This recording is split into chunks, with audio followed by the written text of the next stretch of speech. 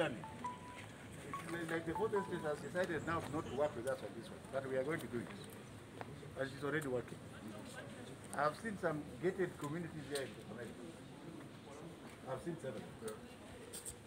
Those people living in the gated communities should be taught there, free of charge, because the children are already interacting. You see them playing around. What did you want me to tell you about community learning further? I don't know if the private schools are they involved in this program. The private schools started on their own. You know, you don't listen. I have given the example of a private school in Machakos, where I went without notice to inspect its readiness, and I found they had about 25 children in a classroom. And I said, who are these children? They said, these are the children of staff who live within the compound. They ranged from about 8 to 16 years. And they are being taught by one teacher.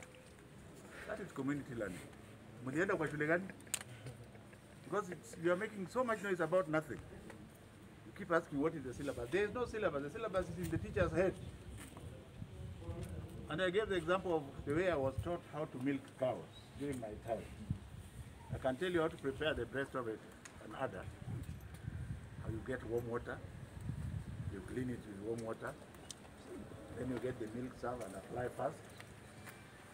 Then you milk one teat at a time. Is that not a life lesson? There is so much to learn.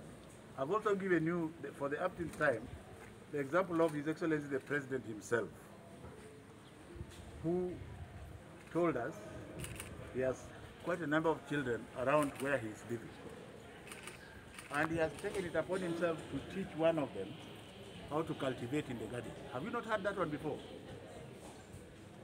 Now, the option to community learning is to wait until January 2021. Which one do you prefer? Which one do you prefer? It is like whether we go this side, we are wrong. Whether we go this side, we are wrong. Where are you? And the children are yours. We can't open schools until Corona is under control. That one you can take to the bank. Are we together? Would you take your children to school if we open them tomorrow? Who would? Me, I would not take my grandchild near any school. Who would among you here? What about at the back? Who would take?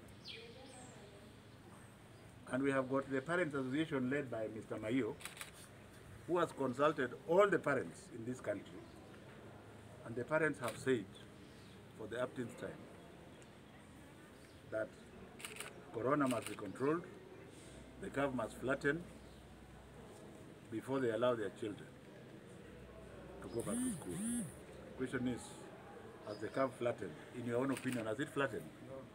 Thank you very much, ladies and gentlemen.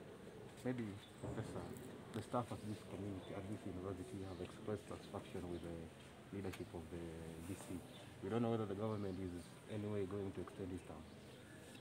For now, as acting Vice Chancellor, by the grace of God, I have the powers to extend his term as acting Vice Chancellor.